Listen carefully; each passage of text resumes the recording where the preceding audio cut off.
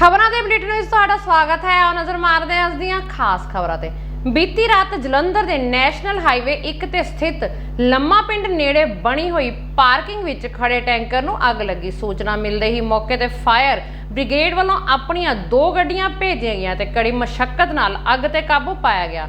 थाना 8 के जांच अधिकारी किशोर कुमार ने दस्सिया कि उन्हां नूं सूचना मिली सी कि खड़े टैंकर नूं अग लग गई ते मौके ते फायर ब्रिगेड वालों पहुंच के अग ते काबू पाया गया। कुछ मिनट पहले ही इतला मिली थी टेलीफोन पे लम्मा पिंड चौक ढाबे की साइड पिछली साइड से जी पार्किंग बनी है वो ट्रक गड्डी में अग लगी आ। आए आ मौके पर देखा गड्डी नंबर का PB 11A229526 टैंकी वाली गड्डी है ये मूहरले हिस्से में अग लगी थी, लेकिन फायर ब्रिगेड जी मौके पर आ गई है। फायर ब्रिगेड वाले ने अग बुझा दी। तो सर कितनी गड्डियां मौके पे आई जी? फायर ब्रिगेड दी मेरे बंदे तो 2 गड्डियां ही हैं।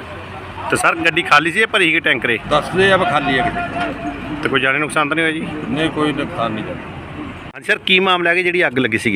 सर मेरा नाम नवेश कुमार लीडिंग फायरमैन, मेरे बड़े भाई साहब श्यामलाल जी लीडिंग फायरमैन ये दादा कॉलोनी तो आए ने।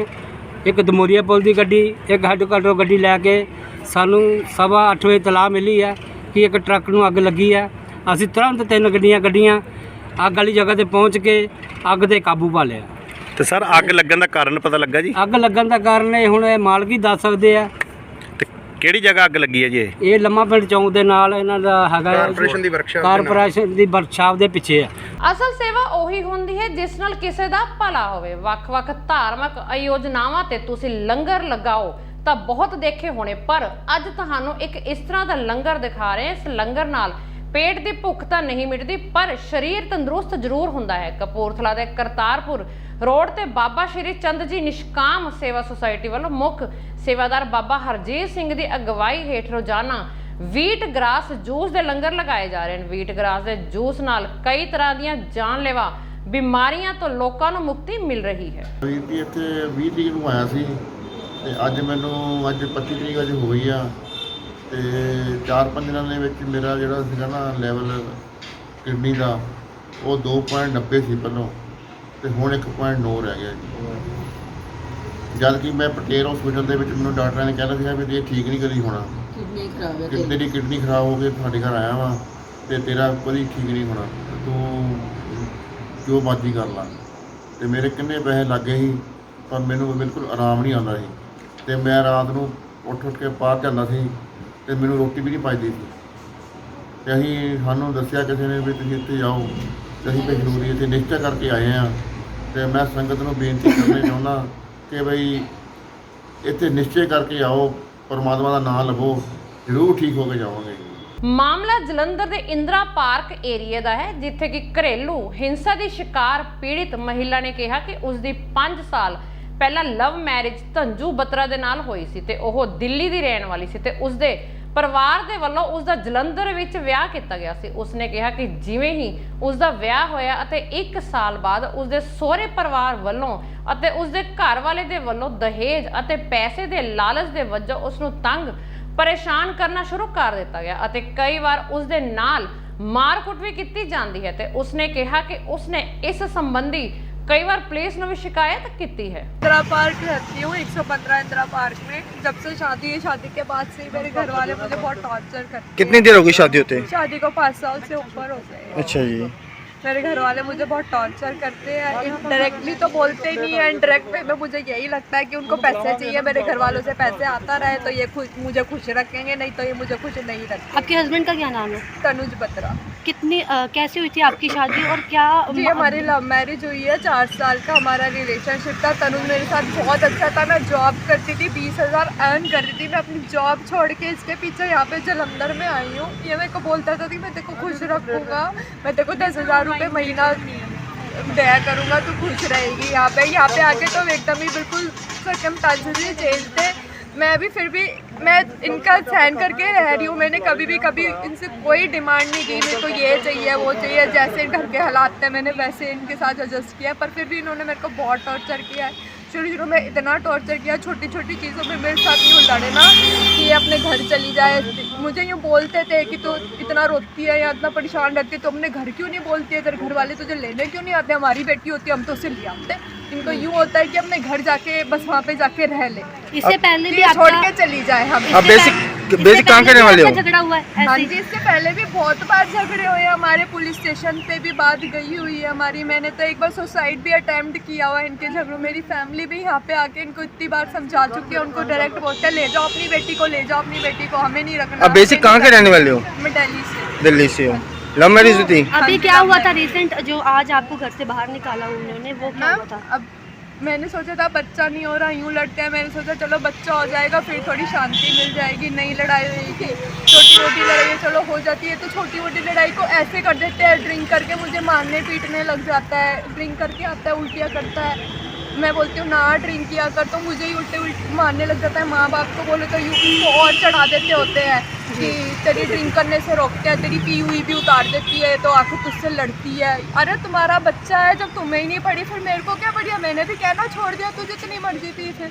ਬਟਾਲਾ ਦੇ ਨਜ਼ਦੀਕੀ ਪਿੰਡ ਗਿੱਲਾਂਵਾਲੀ ਵਿਖੇ ਸੁਖਬੀਰ ਖਾਸ ਦੀ ਤਲਾਹ ਤੇ ਐਕਸਾਈਜ਼ ਵਿਭਾਗ ਵੱਲੋਂ ਪਿੰਡ ਅੰਦਰ ਕਰਿਆਨਾ ਦੁਕਾਨ ਦੀ ਆੜ ਵਿੱਚ ਨਜਾਇਜ਼ ਸ਼ਰਾਬ ਵੇਚਣ ਵਾਲੇ ਇੱਕ ਸ਼ਖਸ ਨੂੰ ਗ੍ਰਿਫਤਾਰ ਕਰਦੇ ਹੋਏ ਦੁਕਾਨ ਦੇ ਨਾਲ ਬਣੇ ਉਸਦੇ ਘਰ ਦੇ ਅੰਦਰੋਂ ਸੋਡੇ ਵਿੱਚੋਂ 44 ਬੋਤਲਾਂ ਨਜਾਇਜ਼ ਸ਼ਰਾਬ ਦੀਆਂ ਬਰਾਮਦ ਕੀਤੀਆਂ ਗਿਆ। ਐਕਸਾਈਜ਼ ਵਿਭਾਗ ਦੇ ਇੰਸਪੈਕਟਰ ਦੀਪਕ ਕੁਮਾਰ ਅਤੇ ਬਟਾਲਾ ਪੁਲਿਸ ਦੇ ASI ਅਸ਼ੋਕ ਕੁਮਾਰ ਨੇ ਦੱਸਿਆ ਕਿ ਸੁਖਬੀਰ ਖਾਸ ਤੋਂ ਇਤਲਾਹ ਮਿਲੀ ਸੀ ਕਿ ਪਿੰਡ ਗਿੱਲਾਂਵਾਲੀ ਵਿੱਚ ਦਰਸ਼ਨ ਸਿੰਘ ਨਾਮੀ ਵਿਅਕਤੀ ਪਿੰਡ ਵਿੱਚ ਹੀ ਕਰਿਆਨਾ ਦੁਕਾਨ ਦੀ ਆੜ ਹੇਠ ਨਜਾਇਜ਼ ਸ਼ਰਾਬ ਵੇਚਣ ਦਾ ਧੰਦਾ ਕਰ ਰਿਹਾ ਤੇ ਸਰਕਾਰ ਦੇ ਖਜ਼ਾਨੇ ਨੂੰ ਚੂਨਾ ਲਗਾ ਰਿਹਾ ਹੈ। ਪੰਜਾਬ ਸਰਕਾਰ ਵੱਲੋਂ ਬੜੇ ਸਖਤ ਨਿਰਦੇਸ਼ ਸਾਨੂੰ ਪ੍ਰਾਪਤ ਹੋਏ ਆ ਕਿ ਜਿਹੜੀ ਨਜਾਇਜ਼ ਸ਼ਰਾਬ ਹੈ, ਇਲਿਸਿਟ ਲੀਕਰਸ ਹੈ, ਬਾਹਰਲੇ ਸਟੇਟ ਦੀਆਂ ਹਾਰਮਫੁਲ ਸ਼ਰਾਬ ਹੈ, ਇਹਦੀ ਵਰਤੋਂ ਨਾ ਕਰਨ ਦੇਣੀ ਕਿਸੇ ਨੂੰ, ਤੇ ਜਿਹੜਾ ਵੀ ਕੋਈ ਇਹਦਾ ਕੰਮ ਕਰ ਰਿਹਾ ਹੈ ਉਹਨੂੰ ਸਖਤ ਤੋਂ ਸਖਤ ਉੱਤੇ ਕਾਰਵਾਈ ਕੀਤੀ ਜਾਵੇ। ਇਸ ਸਿਲਸਿਲੇ 'ਚ ਸਾਡੇ ਸਹਾਇਕ ਕਮਿਸ਼ਨਰ ਐਕਸਾਈਜ਼ ਸ਼੍ਰੀ Pawanjit Singh ji, Gurdaspur range assistant commissioner ਸਾਹਿਬ, ਸਾਡੇ ਐਕਸਾਈਜ਼ ਆਫਿਸਰ ਗੌਤਮ ਗੋਬਿੰਦ ਜੀ, ਸਾਡੇ ਐਕਸਾਈਜ਼ ਆਫਿਸਰ ਰਜਿੰਦਰ ਤਨਵਰ ਜੀ, SSP ਸਾਹਿਬ ਬਟਾਲਾ ਸ਼੍ਰੀ ਰਾਜਪਾਲ Sandhu ji, DSP D madam Palwinder Kaur ji, ਇਹਨਾਂ ਵੱਲੋਂ ਬੜੇ ਸਖਤ ਨਿਰਦੇਸ਼ ਸਾਨੂੰ ਪ੍ਰਾਪਤ ਹੋਏ ਸੀ ਕਿ ਇਹ ਜਿਹੜਾ ਸਿਲਸਿਲਾ ਹੈ ਸ਼ਰਾਬ ਦਾ, ਮਾੜੀ ਸ਼ਰਾਬ ਦਾ, ਇਹਨੂੰ ਠੱਲ ਪਾਉਣੀ ਹੈ ਔਰ ਜਿਹਦੇ ਕਰਕੇ ਡਿਪਾਰਟਮੈਂਟ ਕਾਫੀ ਸਖਤ ਉਹਨਾਂ ਨੇ ਰੁਖਤਿਆਰ ਅਪਣਾਇਆ ਹੋਇਆ ਹੈ। ਇਸ ਸਿਲਸਿਲੇ 'ਚ ਸਾਨੂੰ ਪਿੰਡ ਗਿੱਲਾਂਵਾਲੀ ਤੋਂ ਮੁਖਬਰ ਖਾਸ ਨੇ ਇਤਲਾਹ ਦਿੱਤੀ ਕਿ ਇੱਕ ਬੰਦਾ ਦਰਸ਼ਨ ਸਿੰਘ ਸਨ ਆਫ ਮੱਖਣ ਸਿੰਘ ਹੈ ਜੋ ਆਪਣੇ ਘਰ 'ਚ ਨਜਾਇਜ਼ ਸ਼ਰਾਬ ਦਾ ਕਾਰੋਬਾਰ ਕਰਦਾ ਹੈ। ਘਰ ਦੇ ਨਾਲ ਉਹਦੀ ਕਰਿਆਨੇ ਵਾਲੀ ਦੁਕਾਨ ਹੈ ਜਿੱਥੇ ਕੋਈ ਵੀ ਆਮ ਬੰਦਾ ਜਾ ਕੇ ਸ਼ਰਾਬ ਲੈ ਆਉਂਦਾ ਹੈ। ਕਾਫੀ ਦਿਨਾਂ ਤੋਂ ਸ਼ਿਕਾਇਤਾਂ ਦੇ ਉੱਤੇ ਅਸੀਂ ਉਹਦੀ ਇਨਕੁਆਇਰੀ ਕਰ ਰਹੇ ਸੀ, ਉਹਦੀ ਇਨਵੈਸਟੀਗੇਸ਼ਨ ਕਰ ਰਹੇ ਸੀ, ਤੇ ਇਨਵੈਸਟੀਗੇਸ਼ਨ ਦੇ ਵਿੱਚ ਸਾਨੂੰ ਪਤਾ ਲੱਗਾ ਕਿ ਇਹ ਖਬਰ ਸਹੀ ਹੈ। ਰੇਡ ਕੀਤਾ ਮੁਖਬਰ ਖਾਸ ਦੇ ਤਲਾਹ ਤੇ ਗਿੱਲਾਂਵਾਲੀ ਪਿੰਡ ਦਰਸ਼ਨ ਸਿੰਘ ਦੇ ਘਰ, ਉਹਦੇ ਘਰ ਜਦੋਂ ਰੇਡ ਕੀਤਾ ਤੇ ਉਹਦੇ ਡਰਾਇੰਗ ਰੂਮ ਤੋਂ ਸਾਨੂੰ 44 ਬੋਤਲ ਮਾਰਕਾ ਹਾਈ ਸਪੀਡ ਫॉर ਸੇਲ ਇਨ ਚੰਡੀਗੜ੍ਹ ਨਜਾਇਜ਼ ਸ਼ਰਾਬ ਬਰਾਮਦ ਹੋਈ। 44 ਬੋਤਲ ਬਰਾਮਦ ਕਰਨ ਤੋਂ ਬਾਅਦ ਅਕਿਊਜ਼ਡ ਮੌਕੇ ਤੇ ਅਰੈਸਟ ਹੋ ਗਿਆ ਤੇ ASI ਅਸ਼ੋਕ ਕੁਮਾਰ ਜੀ ਨੇ ਫਿਰ ਉਹਦੇ FIR ਵਾਸਤੇ ਪ੍ਰੋਸੈਸ ਹੀ ਉਹਨੂੰ ਕਰ ਲਿਆ।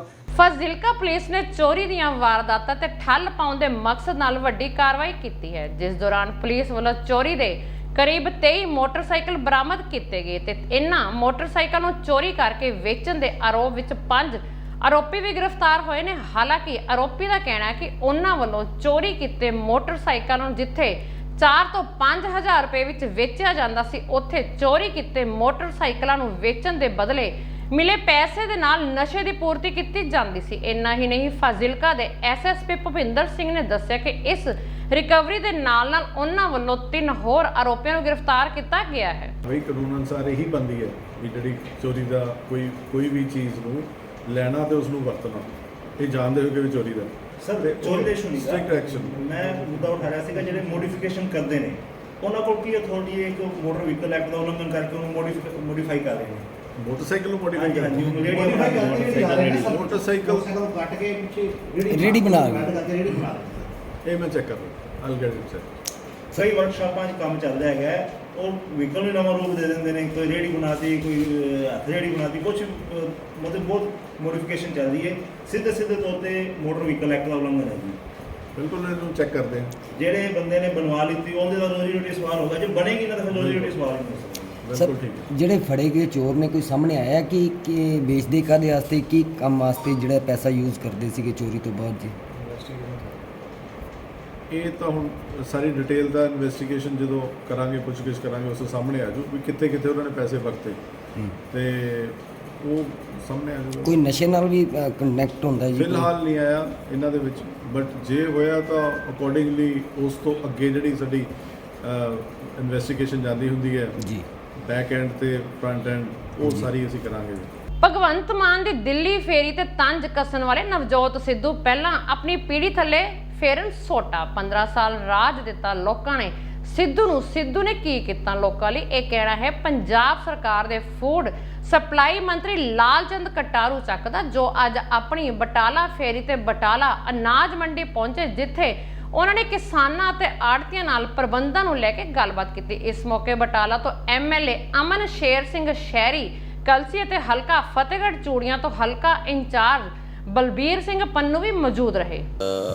ਅੱਜ ਮੇਰਾ ਮਾਝੇ ਦੇ ਅੰਦਰ ਮੰਡੀਆਂ ਦੇ ਵਿੱਚ ਦੌਰਾ ਮੈਂ ਸਵੇਰ ਦਾ ਸ਼ੁਰੂ ਕੀਤਾ। 2 ਜ਼ਿਲ੍ਹੇ ਅੱਜ ਪਠਾਨਕੋਟ ਤੇ ਗੁਰਦਾਸਪੁਰ ਕਵਰ ਕਰ ਰਿਹਾ। ਮੈਂ 6-7 ਮੰਡੀਆਂ 'ਚ ਜਾ ਕੇ ਆਇਆ। ਹੁਣ ਮੈਂ ਬਟਾਲੇ 'ਚ ਪਹੁੰਚਿਆ। ਇਸ ਤੋਂ ਬਾਅਦ ਆਪਾਂ ਕਲਾਨੌਰ ਜਾਣਾ। ਮੁੱਖ ਰੂਪ 'ਚ ਮੰਡੀਆਂ ਦੇ ਅੰਦਰ ਕਿਸਾਨਾਂ ਨੂੰ ਕੋਈ ਦਿੱਕਤ ਨਾ ਆਵੇ, ਉਹਨਾਂ ਦੀਆਂ ਮੁਸ਼ਕਲਾਂ ਸਮਝਣ ਦੇ ਲਈ ਔਰ ਉਹਦਾ ਨਿਪਟਾਰਾ ਕਰਨ ਦੇ ਲਈ ਨਾਲ ਦੀ ਨਾਲ ਸਮੁੱਚੇ ਪੰਜਾਬ ਦੇ ਅੰਦਰ ਹੀ ਆਮ ਆਦਮੀ ਪਾਰਟੀ ਦੀ ਸਰਕਾਰ ਸਰਦਾਰ ਭਗਵੰਤ ਸਿੰਘ ਮਾਨ ਜੀ ਦੀ ਅਗਵਾਈ ਦੇ ਵਿੱਚ ਕੰਮ ਕਰ ਰਹੀ ਹੈ। ਔਰ ਖੁਸ਼ੀ ਇਸ ਗੱਲ ਦੀ ਹੈ ਵੀ ਬਹੁਤ ਹੀ ਸਮੂਥਲੀ ਕੰਮ ਜਿਹੜਾ ਪੰਜਾਬ ਦੀ ਮੰਡੀਆਂ 'ਚ ਚੱਲ ਰਿਹਾ।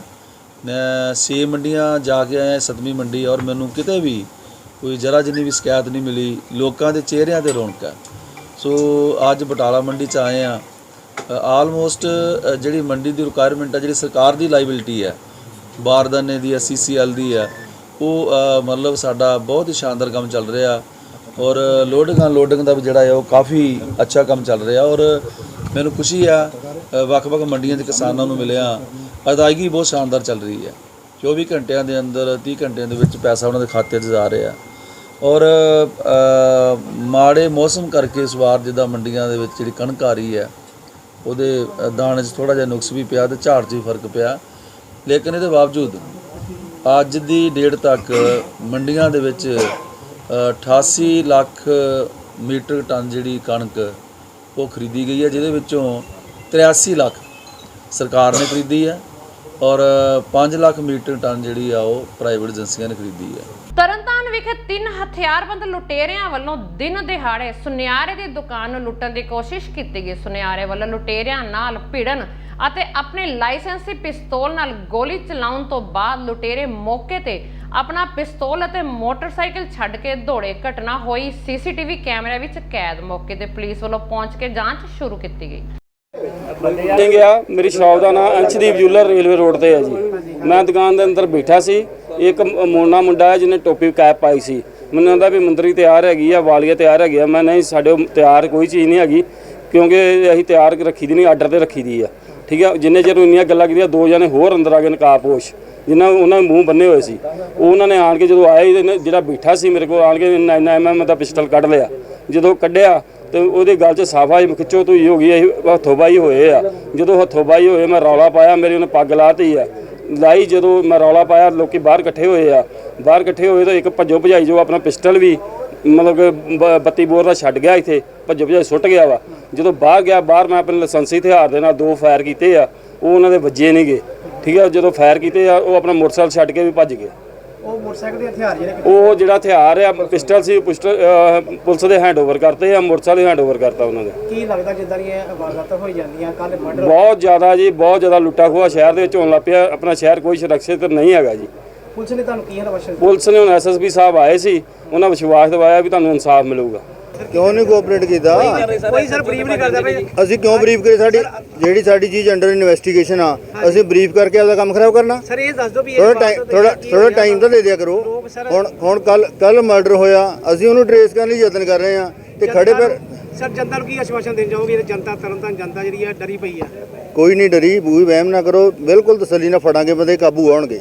ਨਕੋਦਰ ਵਿਖੇ ਰੋਟਰੀ ਕਲੱਬ ਸੈਂਟਰਲ ਵੱਲੋਂ ਹੱਡੀਆਂ ਅਤੇ ਜੋੜਾਂ ਦੇ ਦਰਦਾਂ ਦਾ ਫ੍ਰੀ ਚੈੱਕਅਪ ਕੈਂਪ ਲਗਾਇਆ ਗਿਆ। ਇਸ ਮੌਕੇ ਨਕੋਦਰ ਦੀ ਵਿਧਾਇਕ ਇੰਦਰਜੀਤ ਕੌਰ ਮਾਨ ਮੁੱਖ ਮਹਿਮਾਨ ਵਜੋਂ ਸ਼ਾਮਲ ਹੋਏ ਅਤੇ ਉਹਨਾਂ ਨੇ ਰੋਟਰੀ ਕਲੱਬ ਸੈਂਟਰਲ ਦੇ ਇਸ ਉਪਰਾਲੇ ਦੀ ਸ਼ਲਾਘਾ ਕੀਤੀ ਅਤੇ ਆਏ ਹੋਏ ਮਹਿਮਾਨਾਂ ਨੂੰ सम्मान चिन्ह दे के सम्मानित किया। ਕੀ ਕਹਿਣਾ ਚਾਹੋਗੇ?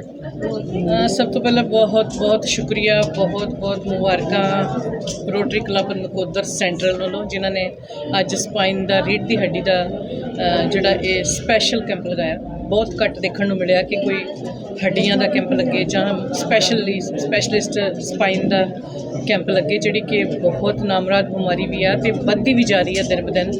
साडे ਜਿਹੋ ਜਿਹੇ ਚੱਲਣ ਫਿਰਨ ਉੱਠਣ ਬੈਠਣ ਦੇ ਢੰਗ ਤਰੀਕੇ ਹੋ ਗਏ ਨੇ, ਜ਼ਿਆਦਾ ਆਰਾਮਪ੍ਰਸਤ ਹੋਣ ਦਾ ਕਰਕੇ ਸਾਡੇ ਜਿਹੜੇ ਰੀੜ੍ਹ ਦੀ ਹੱਡੀਆਂ ਦੇ ਜਿਹੜੇ ਨੁਕਸ ਉਹ ਜ਼ਿਆਦਾ ਵੱਧ ਰਹੇ, ਉਹਦਾ ਸਪੈਸ਼ਲ ਕੈਂਪ ਇਹਨਾਂ ਨੇ ਲਗਾਇਆ। ਇਹਨਾਂ ਦਾ ਬਹੁਤ ਧੰਨਵਾਦ ਹੈ ਕਿ ਸਮਾਜ ਦੀ ਸੇਵਾ ਚ ਅੱਗੇ ਆਏ ਨੇ ਔਰ ਸ਼ੁਕਰੀਆ ਵੀ ਇਹਨਾਂ ਦਾ ਤੇ ਨਾਲ ਦੀ ਨਾਲ ਇਹਨਾਂ ਨੂੰ ਮੁਬਾਰਕਾਂ ਵੀ ਕਿ ਹੁਣ ਹਜੇ 12 ਨਹੀਂ ਵੱਜੇ ਔਰ ਇਹਨਾਂ ਨੇ ਤਕਰੀਬਨ 100 ਤੋਂ ਉੱਪਰ ਜਿਹੜੇ ਪੇਸ਼ੈਂਟ OPD ਕਰ ਲਈ ਹੋਈ ਆ, ਮੁਫਤ ਦਵਾਈਆਂ ਦੇ ਰਹੇ ਨੇ, ਨਾਲ ਟੈਸਟ ਮੁਫਤ ਕਰ ਰਹੇ ਨੇ ਔਰ ਸਮਾਜ ਦੀ ਸੇਵਾ ਹੈ, ਵੱਡੀ ਸੇਵਾ ਹੈ ਜੀ। ਸ਼੍ਰੀ ਮੁਕਤਸਰ ਸਾਹਿਬ ਦੀ ਵੋਰਾ ਕਲੋਨੀ ਦੇ ਵਸਨੀਕ ਅਤੇ ਭਾਜਪਾ ਦੇ ਨੌਜਵਾਨ ਆਗੂ ਵਿਸ਼ਾਲ ਕਮਰਾ ਨੇ ਕੋਈ ਜ਼ਹਿਰੀਲੀ ਵਸਤੂ ਨਿਗਲ ਕੇ ਸੁਸਾਈਡ ਕਰ ਲਿਆ ਹੈ। ਪੁਲਿਸ ਨੇ ਲਾਸ਼ ਨੂੰ ਕਬਜ਼ੇ 'ਚ ਲੈ ਕੇ ਜਾਂਚ ਸ਼ੁਰੂ ਕਰ ਦਿੱਤੀ। ਪੁਲਿਸ ਨੂੰ ਲਾਸ਼ ਕੋਲੋਂ ਇੱਕ ਸੁਸਾਈਡ ਨੋਟ ਵੀ ਬਰਾਮਦ ਹੋਇਆ। ਜਾਣਕਾਰੀ ਅਨੁਸਾਰ ਬਾਅਦ ਦੁਪਹਿਰ ਵੋਹਰੀ ਕਲੋਨੀ 'ਚ ਸਥਿਤ ਘਰੇ ਭਾਜਪਾ ਆਗੂ ਵਿਸ਼ਾਲ ਕਮਰਾ ਬੇਸੁੱਧ ਹਾਲਤ 'ਚ ਪਏ ਹੋਏ ਸਨ। ਅੱਜ ਕਰੀਬ 12 ਵਜੇ 12:30 ਵਜੇ ਦੇ ਕਰੀਬ ਮੈਨੂੰ ਫੋਨ ਆਇਆ। ਸਾਡੇ ਬਹੁਤ ਹੀ ਹੋਣਹਾਰ ਵਰਕਰ ਸੀਗਾ ਵਿਸ਼ਾਲ ਕਮਰਾ, ਬੰਡਲ ਦਾ ਵਾਈਸ ਪ੍ਰਧਾਨ ਵੀ ਸੀ ਔਰ ਬਹੁਤ ਅੱਛਾ ਕਾਰਜਕਰਤਾ ਸੀਗਾ ਔਰ ਆਪਦੇ ਪਰਿਵਾਰ ਵੱਲੋਂ ਵੀ ਬੜਾ ਖੁਸ਼ ਸੀਗਾ। ਲੇਕਿਨ ਜਦੋਂ ਇੱਥੇ ਆਏ ਆ ਤਾਂ ਸਾਨੂੰ ਪਤਾ ਲੱਗਿਆ ਵੀ ਇਹ ਇੱਕ ਸੁਸਾਈਡ ਕੇਸ ਹੈ ਔਰ ਸੁਸਾਈਡ ਦਾ ਕਾਰਨ ਕੀ ਬਣਿਆ ਵੀ ਇਹਨੂੰ ਕੱਲ੍ਹ ਤੋਂ ਇੱਕ ਥ੍ਰੈਟ ਦੀ ਕਾਲ ਆ ਰਹੀ ਹੈ ਲਗਾਤਾਰ, ਜੋ ਉਹਦੇ ਮੋਬਾਈਲ ਤੋਂ ਪਤਾ ਲੱਗਿਆ ਸਾਨੂੰ। ਔਰ ਇਹ ਜਿਹੜੀ WhatsApp ਕਾਲ ਆ ਰਹੀ ਸੀ, ਥ੍ਰੈਟ ਦੀ ਕਾਲ ਆ ਰਹੀ ਸੀ, ਜਾਨ ਤੋਂ ਮਾਰਨ ਦੀ ਧਮਕੀਆਂ ਦਿੱਤੀਆਂ। ਉਸ ਤੋਂ ਬਾਅਦ ਉਹਨਾਂ ਨੇ ਪਤਾ ਨਹੀਂ ਕੀ ਇਹੋ ਜਿਹੀ WhatsApp ਕਾਲ 'ਤੇ ਗੱਲ ਕੀਤੀ ਹੈ ਵੀ ਜਿਹੜਾ ਕਿ ਵਿਸ਼ਾਲ ਕਮਰਾ ਨੇ ਆਪਦੀ ਜੀਵਨ ਲੀਲਾ ਸਮਾਪਤ ਕਰ ਲਈ ਹੈ। ਔਰ ਇਹ ਚੀਜ਼ ਜਦੋਂ ਹੁਣ ਅਸੀਂ ਇੱਥੇ ਆਏ ਤਾਂ ਕੁਝ ਜਿਵੇਂ ਕਾਫੀ ਲੋਕ ਸ਼ਹਿਰ ਦੇ ਇਕੱਠੇ ਹੋਏ ਸੀ ਤਾਂ ਉੱਥੋਂ ਦੱਸ ਰਹੇ ਸੀਗੇ ਵੀ ਇਹ ਹੋਰ ਵੀ ਕਈ ਜਗ੍ਹਾ 'ਤੇ ਕਾਲਾਂ ਆ ਰਹੀਆਂ। ਤਾਂ ਮੈਂ ਪੁਲਿਸ ਪ੍ਰਸ਼ਾਸਨ ਤੋਂ ਵੀ ਇਹ ਮੰਗ ਕਰਦਾ। SSP ਸਾਹਿਬ ਨੇ ਮੈਨੂੰ ਇਹ ਗੱਲ ਕਹੀ ਸੀ ਜਿਸ ਦਿਨ ਆਏ ਸੀਗੇ। ਪਹਿਲੇ ਦਿਨ ਜਦੋਂ ਅਸੀਂ ਮਿਲਣ ਗਏ ਤਾਂ ਉਹਨਾਂ ਨੇ ਕਿਹਾ ਸੀ ਸਿਰਫ ਪ੍ਰਧਾਨ ਜੀ ਸਾਨੂੰ ਕੰਟੈਕਟ ਨੰਬਰ ਚਾਹੀਦਾ। ਤਾਂ ਮੈਂ ਮਾਨਯੋਗ SSP ਸਾਹਿਬ ਤੋਂ ਵੀ ਇਹ ਮੰਗ ਕਰਦਾ ਔਰ ਸਮੁੱਚੇ ਸ਼ਹਿਰ ਨਿਵਾਸੀਆਂ ਵੱਲੋਂ ਇਹ ਮੰਗ ਕਰਦਾ ਵੀ ਇਹ ਜਿਹੜੇ ਵਿਸ਼ਾਲ ਕੁਮਾਰ ਦੇ ਜਿਹੜੇ ਕਾਤਲ ਹੈ, ਜਿਨ੍ਹਾਂ ਨੇ ਇਹ ਕਤਲ ਦੀ ਸਾਜ਼ਿਸ਼ ਰਚੀ ਹੈ, ਵੀ ਜਿਨ੍ਹਾਂ ਨਾਲ ਇਹਨੂੰ ਸੁਸਾਈਡ ਕਰਨ ਤੋਂ ਮਜਬੂਰ ਕੀਤਾ ਗਿਆ, ਉਹਨਾਂ ਵਿਰੁੱਧ ਸਖਤ ਤੋਂ ਸਖਤ ਕਾਰਵਾਈ ਹੋਣੀ ਚਾਹੀਦੀ। ਪਟਿਆਲਾ ਪੁਲਿਸ ਦੇ ਵੱਲੋਂ ਅੱਜ ਰਾਜੀਵ ਰਾਜਾ ਗੈਂਗ ਦੇ 3 ਹੋਰ ਮੈਂਬਰ ਕੀਤੇ ਗ੍ਰਿਫਤਾਰ, ਜਿਨ੍ਹਾਂ ਪਾਸੋਂ ਗ੍ਰਿਫਤਾਰੀ ਦੌਰਾਨ 5 ਪਿਸਟਲ, 32 ਬੋਰ ਦੇ ਅਤੇ 12 ਜਿੰਦਾ ਰੋਧ ਬਰਾਮਦ ਕੀਤੇ ਗਏ। ਦੱਸ ਦਈਏ ਕਿ ਨਾਭਾ ਜੇਲ੍ਹ ਦੇ ਵਿੱਚ ਬੰਦ ਰਾਜੀਵ ਰਾਜਾ ਗੈਂਗ ਦੇ ਵਰਿੰਦਰਜੀਤ ਸਿੰਘ ਸਾਬੀ, ਦਿਲਬਾਗ ਸਿੰਘ ਅਤੇ ਗੁਰਦੀਪ ਸਿੰਘ ਨੂੰ ਗ੍ਰਿਫਤਾਰ ਕੀਤਾ ਗਿਆ। ਤੇ ਦੱਸ ਦਈਏ ਕਿ ਰਾਜੀਵ ਰਾਜਾ ਗੈਂਗਸਟਰ ਜੈਪਾਲ ਭੁੱਲਰ ਦਾ ਕਰੀਬੀ ਸਾਥੀ ਮੰਨਿਆ ਜਾਂਦਾ ਹੈ। ਤਾਂ ਰਾਜੀਵ ਰਾਜਾ ਜੈਪਾਲ ਭੁੱਲਰ ਦੇ ਨਾਲ ਕਈ ਵਾਰਦਾਤਾਂ ਦੇ ਵਿੱਚ ਸ਼ਾਮਲ ਵੀ ਸੀ ਤੇ ਅਤੇ ਕਈ ਮੁਕੱਦਮੇ ਵੀ ਦਰਜ ਸਨ। ਪੰਜਾਬੀ ਪ੍ਰਾਪਤ ਹੋਈ ਹੈ। ਜਿਵੇਂ ਕਿ ਤੁਹਾਨੂੰ ਪਹਿਲਾਂ ਵੀ ਦੱਸਿਆ ਸੀ ਕਿ ਸਾਡੀ CIA ਟੀਮ ਪਟਿਆਲਾ ਵੱਲੋਂ ਇੱਕ ਆਪਰੇਸ਼ਨ ਚਲਾਇਆ ਗਿਆ ਜਿਹੜੇ ਅਸੀਂ ਇਹ ਨਾਜਾਇਜ਼ ਹਥਿਆਰ ਨੇ ਉਹਨਾਂ ਨੂੰ ਬਰਾਮਦ ਕਰਨ ਦਾ। ਇਹਦੇ ਅੰਤਰਗਤ ਅਸੀਂ ਪਹਿਲਾਂ ਵੀ 53 ਨੰਬਰ FIR ਪਛਾਣੇ ਅਸੀਂ ਮੁਖਬਰੀ ਦੇ ਆਧਾਰ 'ਤੇ ਦਰਜ ਕੀਤੀ ਸੀ। 5 ਵੈਪਨ ਅਸੀਂ ਉਦੋਂ ਬਰਾਮਦ ਕੀਤੇ ਸੀ। ਉਹਦੇ ਵਿੱਚ ਇੱਕ ਰਾਜੀਵ ਰਾਜਾ ਜਿਹੜਾ ਨਾਮੀ ਮੁਜਰਮ ਹੈ ਉਹਨੂੰ ਨਾਮਜ਼ਦ ਕੀਤਾ ਗਿਆ ਸੀ। ਉਸ ਤੋਂ ਅੱਗੇ 5 ਵੈਪਨ ਬਰਾਮਦ ਕੀਤੇ ਗਏ ਸੀ। ਉਸੇ ਲੜੀ ਨੂੰ ਅੱਗੇ ਚਲਾਉਂਦੇ ਹੋਏ ਇਹ 5 ਵੈਪਨ ਅਸੀਂ ਹੋਰ ਬਰਾਮਦ ਕੀਤੇ ਹੈਗੇ ਆ। ਇਹਦੇ ਵਿੱਚ ਉਸਦੇ 3 ਸਾਥੀ ਅਸੀਂ ਹੋਰ ਗ੍ਰਿਫਤਾਰ ਕੀਤੇ ਹੈਗੇ ਆ। ਇੱਕ ਵਰਿੰਦਰਜੀਤ ਸਿੰਘ ਸਾਬੀ, ਦੂਜਾ ਦਿਲਬਾਗ ਸਿੰਘ ਬਾਜ, ਤੀਜਾ ਗੁਰਦੀਪ ਸਿੰਘ। ਇਹਨਾਂ ਤਿੰਨਾਂ ਕੋਲੋਂ 5 ਵੈਪਨ ਅਸੀਂ ਇਹ ਹੋਰ ਬਰਾਮਦ ਕੀਤੇ ਆ। ਇਹ ਵਰਿੰਦਰਜੀਤ ਤੇ ਦਿਲਬਾਗ ਸਿੰਘ ਇਹ ਦੋਵੇਂ ਹੁਸ਼ਿਆਰਪੁਰ ਦੇ ਰਹਿਣ ਵਾਲੇ ਨੇ। ਤੀਜਾ ਗੁਰਦੀਪ ਸਿੰਘ ਜਿਹੜਾ ਹੈਗਾ ਇਹ ਪਟਿਆਲੇ ਦਾ ਰਹਿਣ ਵਾਲਾ ਹੈ।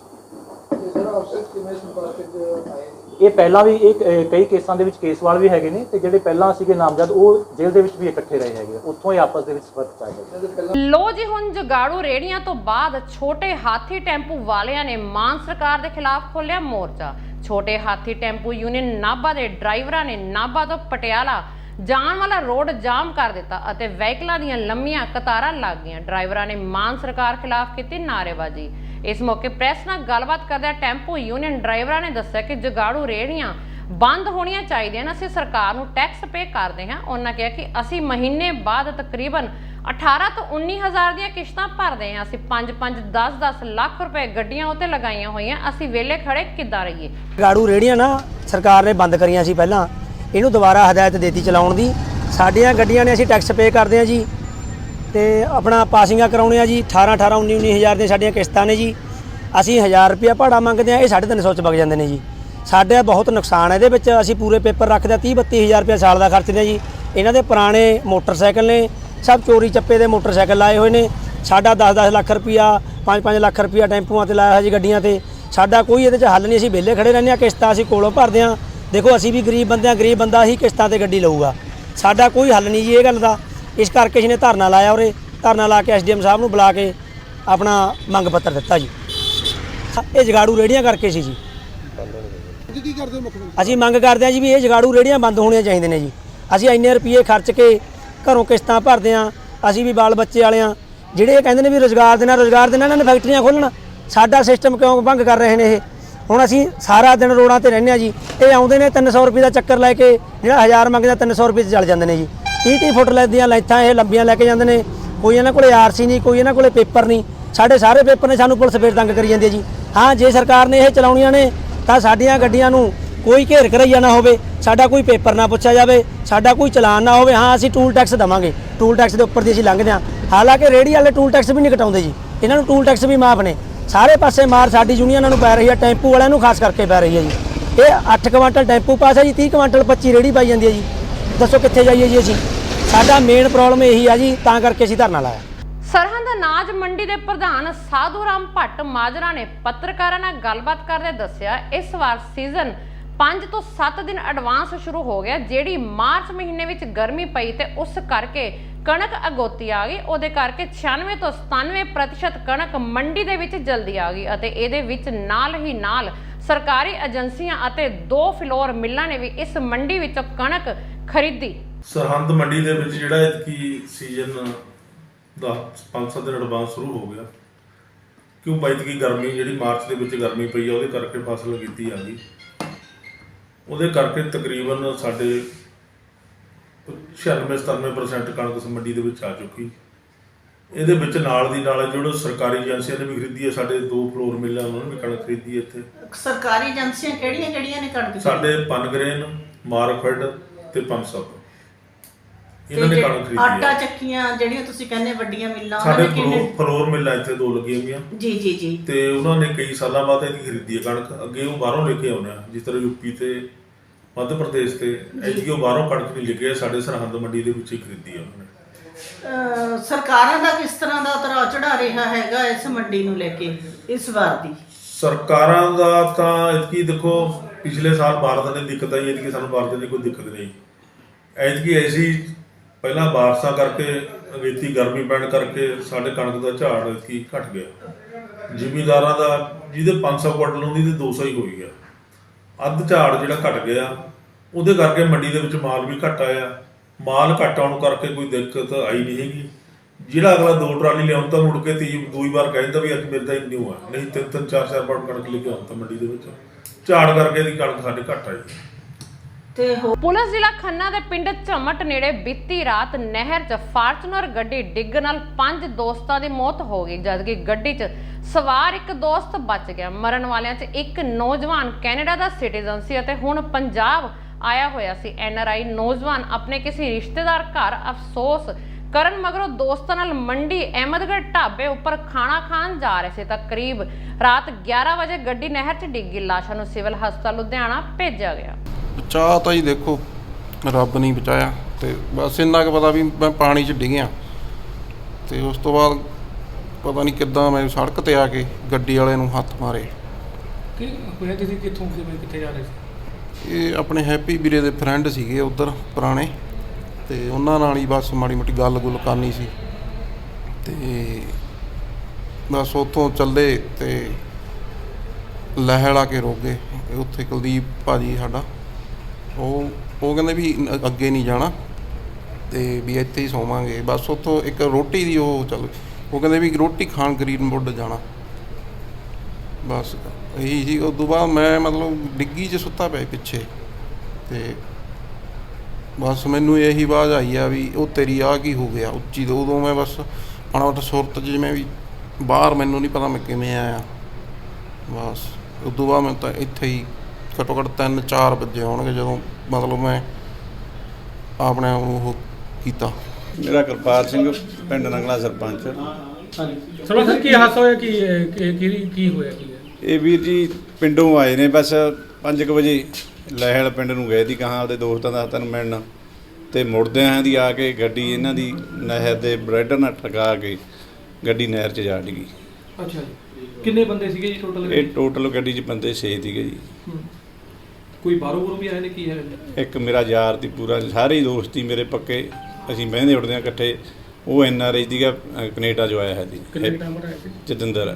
ਉਹ ਆਇਆ ਦੀ ਹੁਣ ਸਾਲ ਕੁ ਬਾਅਦ ਹੁਣ ਆਇਆ ਸੀਗਾ, ਜਾਣੀ ਕਿ ਪੱਕਾ ਜੀ ਉਹ NRI? ਹਾਂਜੀ ਉਹ ਪੱਕਾ NRI। ਤੇ ਉਹਦੇ ਨਾਲ ਹੋਰ ਕੌਣ ਸੀਗਾ ਜੀ? ਉਹਦੇ ਨਾਲ ਉਹਦਾ ਇੱਕ ਰਿਸ਼ਤੇਦਾਰ ਸੀ ਕੁਲਦੀਪ ਸਿੰਘ ਲਹਿੜ ਤੋਂ, ਤੇ ਇੱਕ ਯਾਰ ਦੋਸਤ ਸੀ ਪਿੰਡੋਂ ਜਗਤਾਰ ਸਿੰਘ ਮੇਰੇ ਪਿੰਡ ਦਾ, ਇੱਕ ਜਗਦੀਪ ਸਿੰਘ ਰੁੜਕੇ ਤੋਂ ਸੀਗਾ, ਉਹ ਵੀ ਯਾਰ ਦੋਸਤ ਸੀ। ਇੱਕ ਜੱਗਾ ਮੁੰਡਾ ਸੀਗਾ ਯਾਰ ਦੋਸਤ ਬਲਪੁਰ ਪਿੰਡ ਤੋਂ। ਇੱਕ ਕਿਹੜਾ ਮੁੰਡਾ 6ਵਾਂ ਬਚਿਆ, ਉਹ ਜਾਣੀ ਕਿ ਮਗਰੋਂ ਸ਼ੀਸ਼ਾ ਟੁੱਟਣ ਕਾਰਨ ਉਹ ਬਚ ਗਿਆ। ਅੱਛਾ ਜੀ। ਹਾਂਜੀ। ਅੱਜ ਮੋਗਾ ਦੇ ਹਲਕਾ ਧਰਮਕੋਟ ਦੇ ਅਧੀਨ ਆਉਂਦੇ ਪਿੰਡ ਨੂਰਪੁਰ ਹਕੀਮਾਂ ਦੇ ਬੱਸ ਸਟੈਂਡ ਕੋਲੋਂ ਪੁਰਾਣਾ ਗ੍ਰਨੇਡ ਮਿਲਣ ਨਾਲ ਹੜਕੰਪ ਮਚ ਗਿਆ। ਕਿਸਾਨਾਂ ਮੁਤਾਬਕ ਖੇਤਾਂ 'ਚ ਖੁਦਾਈ ਕਰਦੇ ਸਮੇਂ ਬੰਬ ਮਿਲਿਆ। ਫਿਲਹਾਲ ਬੰਬ ਨਿਰੋਧਕ ਦਸਤਾ ਨੂੰ ਬੁਲਾਇਆ ਗਿਆ।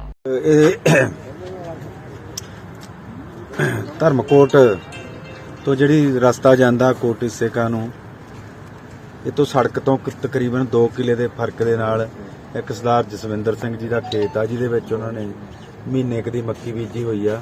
ਤੇ ਅੱਜ ਉਹ ਆਪਣੇ ਖੇਤਾਂ ਵਿੱਚ, ਉਹ ਤੇ ਉਹਨਾਂ ਦਾ ਨੌਕਰ ਖੇਤਾਂ ਵਿੱਚ ਕੰਮ ਕਰ ਰਹੇ ਸੀ, ਤਾਂ ਉੱਥੇ ਇਹਨਾਂ ਨੂੰ ਇੱਕ ਲੋਹੇ ਦੀ ਨੁਮਾ ਚੀਜ਼ ਮਿਲੀ ਤੇ ਇਹਨਾਂ ਨੇ ਤੁਰੰਤ ਪੁਲਿਸ ਨੂੰ ਇਤਲਾਹ ਦਿੱਤੀ। ਤੇ ਸਾਡੀਆਂ ਜਦੋਂ ਪੁਲਿਸ ਪਾਰਟੀਆਂ ਨੇ ਆ ਕੇ ਇਹਨੂੰ ਦੇਖਿਆ ਤੇ ਇਹ ਜਿਹੜਾ ਹੈਂਡ ਗ੍ਰਨੇਡ ਜਾਪਦਾ, ਜਿਹਨੂੰ ਜੰਗ ਲੱਗਿਆ, ਜਿਹੜਾ ਜੋ ਕਿ ਬਹੁਤ ਪੁਰਾਣੀ ਹਾਲਤ ਦਾ ਹੈਗਾ।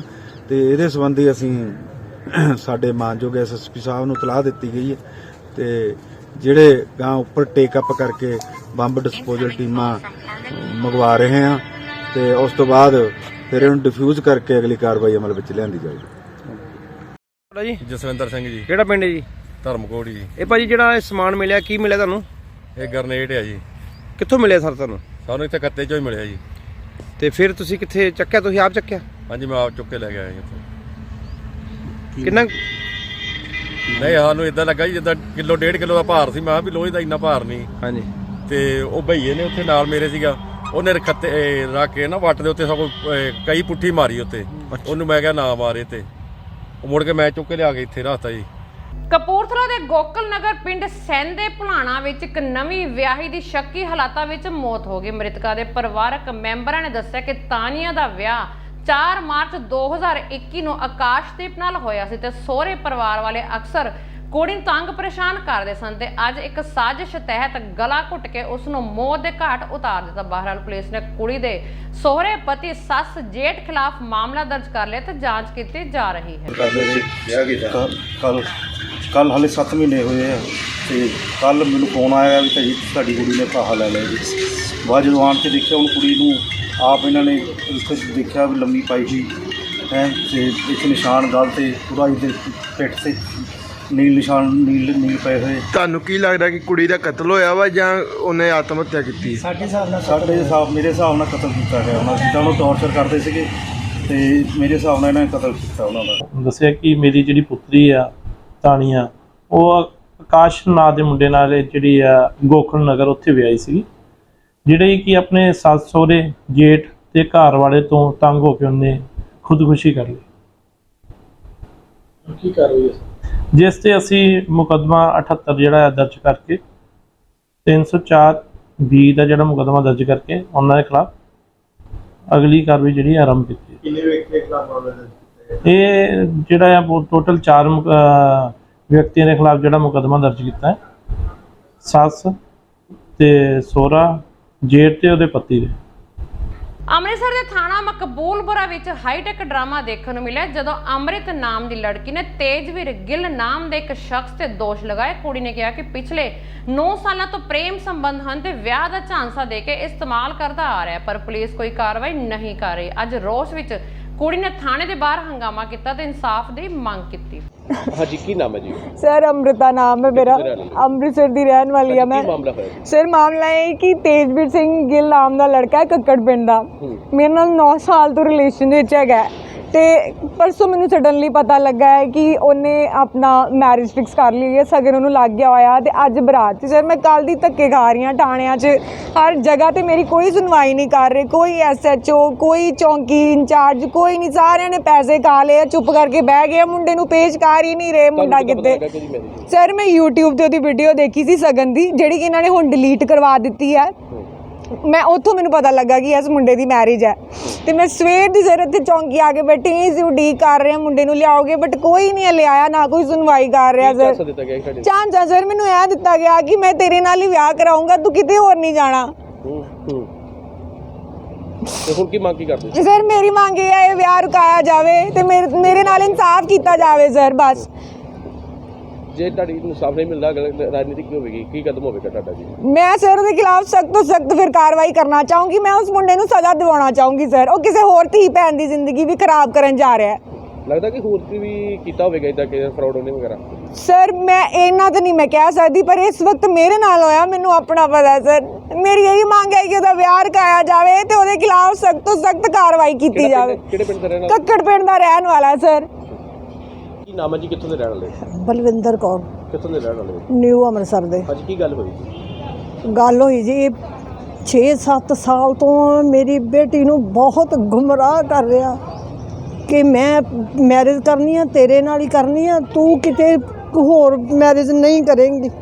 ਔਰ ਬੱਚੇ ਦੋਨੇ ਆਪਸ ਵਿੱਚ ਸਹਿਮਤ ਸੀਗੇ ਔਰ ਮੇਰੀ ਬੇਟੀ ਨੂੰ ਇੰਨੀ ਵੱਡੀ ਨੌਕਰੀ ਤੋਂ ਛਡਾ ਕੇ ਲੈ ਕੇ ਆਇਆ। ਔਰ ਇਹ ਰੋਸਟਲ ਸੀ। ਔਰ ਫਿਰ ਜਦੋਂ ਅਸੀਂ ਬੇਟੀ ਦੀ ਉਹ ਦੇਖਿਆ ਕਿ ਇਹ ਕੋਈ ਰਿਸਪੌਂਸ ਨਹੀਂ ਦੇ ਰਿਹਾ, ਬੇਟੀ ਨੂੰ ਸਮਝਾਇਆ, ਇਹਦੀ ਮੈਰਿਜ ਬਾਰੇ ਸੋਚਿਆ, ਉਹਨੇ ਇੰਨਾ ਜ਼ਿਆਦਾ ਦਬਾਅ ਪਾਇਆ ਕਿ ਉਹ ਟੈਨਸ਼ਨ ਵਿੱਚ ਇਹਦੇ ਪਾਪਾ ਜਿਹੜੇ ਆ ਉਹ ਮੰਜੀ ਦੇ ਪੈ ਗਏ। ਉਹ ਇੰਨੇ ਉਦੋਂ ਦੇ ਬਿਮਾਰ ਆ ਕਿ ਉਹ ਲਾਚਾਰ ਹੋ ਗਏ ਆ, ਇੰਨੇ ਜ਼ੁਲਮ ਕੀਤੇ ਆ। ਔਰ ਬੇਟੀ ਕੋਲੋਂ ਪੈਸਾ ਲੈ ਕੇ ਖਾਂਦਾ ਰਿਹਾ ਔਰ ਫਿਰ ਇਹਨੂੰ ਧਮਕੀਆਂ ਦਿੱਤੀਆਂ, ਅਗਰ ਤੂੰ ਵਿਆਹ ਕਰੇਂਗੀ, ਤੂੰ ਕੋਈ ਸੋਚੇਂਗੀ ਤੇ ਤੈਨੂੰ ਮੈਂ ਗੋਲੀ ਮਾਰ ਦੂੰਗੀ, ਮੈਂ ਆਪਣੇ ਆਪ ਨੂੰ ਵੀ ਮਾਰ ਦੂੰ, ਤੈਨੂੰ ਵੀ ਮਾਰ ਦੂੰਗਾ। ਘਰ ਵੀ ਹੁੰਦਾ ਰਿਹਾ ਤੁਹਾਡੇ?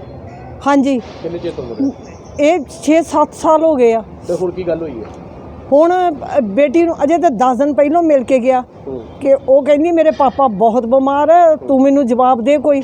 ਤੇ ਕਹਿੰਦਾ ਹਾਂ ਕੋਈ ਗੱਲ ਨਹੀਂ। ਜਾ ਕੇ ਉੱਥੇ ਉਹਨੇ ਤੇ ਸਾਨੂੰ ਪਤਾ ਹੀ ਨਹੀਂ, ਉਹਨਾਂ 2-3 ਦਿਨ ਦੇ ਅੰਦਰ ਉਹਦੀ ਮੈਰਿਜ ਕਰਨ ਬਹਿ ਗਿਆ। ਅੰਮ੍ਰਿਤਸਰ ਦੇ ਪਿੰਡ ਫਤਿਹਗੜ੍ਹ ਸ਼ੁਕਰ ਚੱਕ 'ਚ ਇੱਕ ਕਿਸਾਨ ਨੇ ਕਰਜ਼ੇ ਤੋਂ ਤੰਗ ਆ ਕੇ ਖੁਦਕੁਸ਼ੀ ਕਰ ਲਈ। ਗੁਰਲਾਲ ਸਿੰਘ ਨਾਮ ਦਾ ਇਹ ਕਿਸਾਨ 8 ਏਕੜ ਦਾ ਮਾਲਿਕ ਸੀ ਤੇ ਬੈਂਕ ਵਾਲੇ ਉਸ ਨੂੰ ਤੰਗ ਪਰੇਸ਼ਾਨ ਕਰ ਰਹੇ ਸਨ, ਜਿਸ ਦੇ ਕਾਰਨ ਉਸਨੇ ਪਰੇਸ਼ਾਨ ਹੋ ਕੇ ਖੁਦਕੁਸ਼ੀ ਕਰ ਲਈ।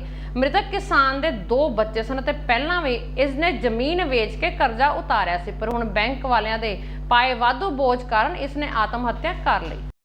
ਆੜਤੀਆਂ ਦਾ ਕਰਜ਼ਾ 20-22 ਲੱਖ ਰੁਪਇਆ ਕਰਜ਼ਾ ਹੈ ਸਿਰ 'ਤੇ। 3-4 ਦਿਨ ਹੋ ਗਏ ਡਿਪਰੈਸ਼ਨ 'ਚ ਰਹਿੰਦੇ।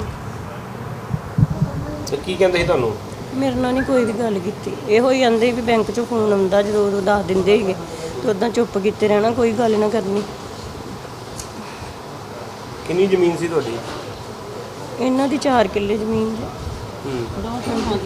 ਤੇ ਪਹਿਲਾਂ ਵੇਚੀ ਵੀ ਸੀ ਜ਼ਮੀਨ? ਯੂਪੀ ਵੱਲੋਂ ਵੇਚੀ। ਹਾਂਜੀ। ਉਹਦੇ ਨਾਲ ਕੀ ਕੀਤਾ? ਉਹ ਹੀ ਕਰਜ਼ਾ ਪਹਿਲਾਂ ਵੀ ਲਾਇਆ, ਪਹਿਲਾਂ ਵੀ ਹੈਗਾ ਸੀਗਾ ਕਰਜ਼ਾ। ਤੇ ਅੱਜ ਕੀ ਕੀਤਾ ਉਹਨਾਂ ਨੇ? ਅੱਜ ਉਹਨਾਂ ਨੇ ਇਦਾਂ ਹੀ ਗੋਲੀ ਮਾਰ ਲਈ ਅੰਦਰ ਵੜ ਕੇ। ਕਿੰਨੀਆਂ ਗੋਲੀਆਂ ਮਾਰੀਆਂ? ਪਤਾ ਨਹੀਂ ਕਿੰਨੀਆਂ ਮਾਰੀਆਂ ਨੇ।